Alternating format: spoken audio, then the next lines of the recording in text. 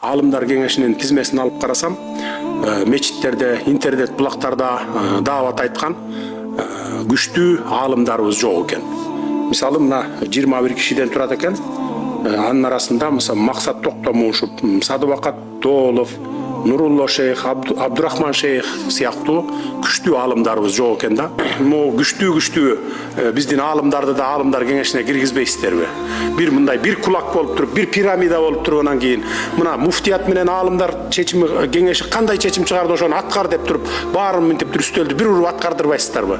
Ошондо биз дин тармагын бир укмуш калыбына келтирип алган болот элек да. Ошон үчүн могу аалымдар кеңешине мына Максат ажыны Токтомушев, Садыбакас Бөлүп ажыны, Нурулло шейх дейт, Абдурахман шейх дейт. Мен буларды интернеттен көп көрөм. Насааттарын көп карап тыңшайбыз. Миллиондогон көрүүчүлөр бар. Анан ушуларды дагы киргизбейсиздерби? 21-дин арасына же болбосо 25 кылып койгула, же 21-дин арасына